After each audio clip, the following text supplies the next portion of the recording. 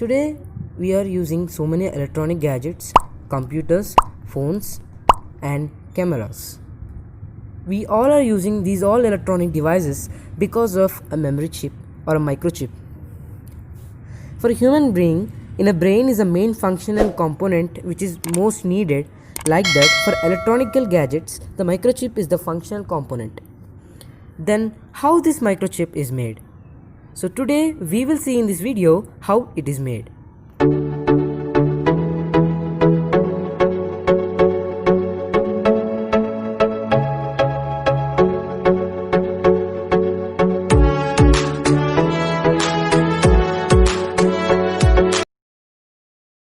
I think you all saw the thumbnail of this video. Yes, the microchip is made from the sand, especially in the computers. So now let us see what is the process. Are you surprised? Me too. First I was not able to believe that how it is made from sand. So now we will see in this video. Do you know friends, manufacturing a microchip is the hardest task in the world. One of the hardest tasks. Firstly, to know the development and progress in the microchip or processor, for this we should know the history of these microchips. The first computer ENIAC consisted of 10,000 capacitors, 7,000 diodes, 70,000 resistors, 18,000 vacuum tubes. Joining all these components together, it was having 5 lakh wiring connections. Including all these, in ENIAC computer was weighted up to 30 kilotons. Now this complex machinery is converted into a small microchip. This complex task is done by a small microchip. This happened because of the transistor's arrival. Till the place of in the place of vacuum tubes, now they are using the transistors. These transistors replaced the trend. The arrival of transistors helped to convert the machinery into a microchip. In human brain, how neurons are responsible and important to transfer the information. In similar manner, transistors are important in microchip.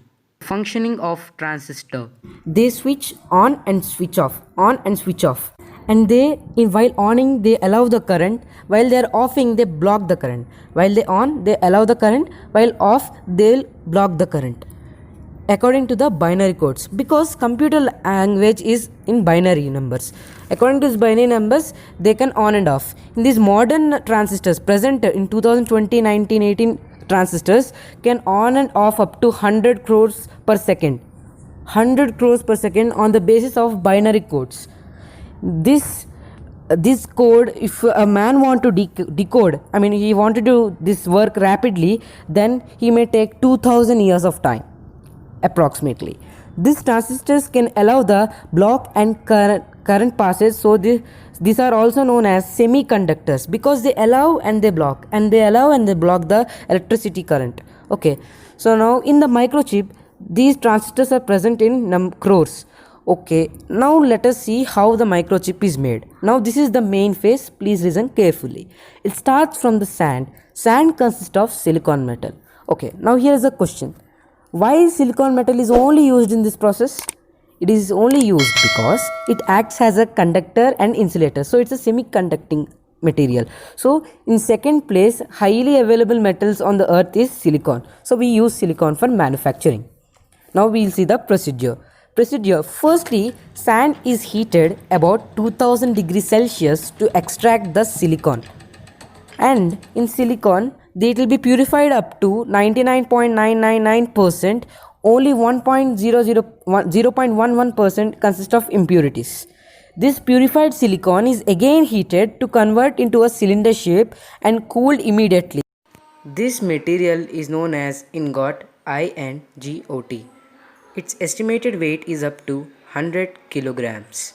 This ingot is sliced into 1 mm, 1 millimeter thickness discs, 1 millimeter thick discs. These discs are known as vapors. These vapors consist of small hollow structures we cannot see with our naked eye. So these vapors are again polished very perfectly and smoothly. Now the microchip structure design is printed on these discs. But it is a very complex process, and it takes so many years and hard work of the engineers to design a perfect design of the microchip. Then the design are printed on the discs. For designing the discs, we use CAD, that is computer aided design software. After designing is completed, in manufacturing, the microchip starts the process of fabrication, means the printing of the designs. It will be printed in a squares, the number of designs. Now, then there is the biggest hazard in this fabrication, that is the dust particles. We know in air there are so many gases. In air, the dust particles are also included. So they use clean rooms. What are the clean rooms? Now here is again one question. What is clean rooms? In these rooms, the air is purified 99.99%. That means if you take 1 square meter of the room, then you will find only one dust particle. In every room, you will find only one dust particle. That much it is purified. Now, see, in this, again, here is the biggest hazard is not cleared yet. There is another hazard.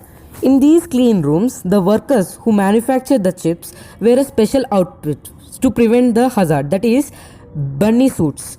In these bunny suits, why they wear means to cover their hands so that the dead cells which are present on their hands should not touch the processor. They wear on their bodies so that the dust which is present in their body should not pass.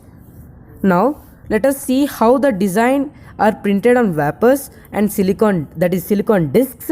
Firstly, the silicon discs or wafers get covered with photoresist chemical. After covering, print chip design on silicon discs using the UV rays. The chip design, they keep it on the discs with the help of UV rays. Now where the UV ray falls on that area on the disc, the photoresist chemical gets melted. Now we'll get a design on that, a square design. In this process is called photolithography. This photolithography is very useful in this process. Now on these discs, they coat a delicate dielectric components, like they are adding so many layers. In these layers, transistors are also added. Okay, now layers are completed. Normally we cannot see these layers without naked eye. Using microscope only you can see these layers. Now these layers will be in blocks. These blocks are all known as transistors. Yes, here it is not the end. Now it's the beginning again. Now joining all these transistors is a complex wiring is there. According to the chip, attaching each and every transistor copper wires are present, but with our eye we cannot see them. It consists of about 30 layers. Copper wiring of 30 layers is present on chip. Now completed disc sliced and into blocks again. Now see, the silicon disc which are called as wrappers are completely designed. The chip design is printed, the transistors are added. Now they will be cut into small chips. That is, you can extract about from wafers is 1000 microchips you can remove from one silicon disc. Okay, now each chip is picked and attached and covered with same one cap, so that it prevents the passage of dust and sends out the heat which is generated by the microchips while they are in use. At last, these microchips get tested and sent for which electronic device it is designed. Like that, it is taking up to 300 steps to manufacture in 100 days of time, and so many engineers work hard with their excellence and create one chip design. And with that one microchip, one design, they design so many microchips. It takes a lot of hard work and time taken process. It is one of the most toughest job in the world. At early stage, only 5 transistors were capable for attachment in microchips. According to the transistor's arrival, Gordon Moore, a person, he said that on the basis of every square millimeter in a chip, every square millimeter which transistors are present are getting doubled every 2 years. This is also known as Moore's law. Now, in 1968, Robert Noyce and Gordon Moore, who proposed the Moore's law, together established a company called Integrated Electronics, that is now known as Intel. Now, in whole world, it is the biggest microchip producer. Recently arrived iPhone X consists of A12 microchip that is about 1 into 1 centimeter, but it consists of 690 crores, that is not 6, it is 690 crores.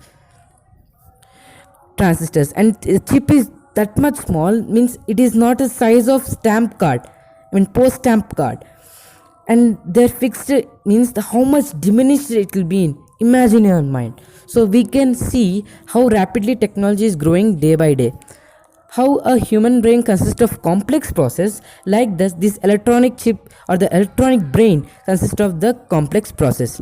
Thanks for watching.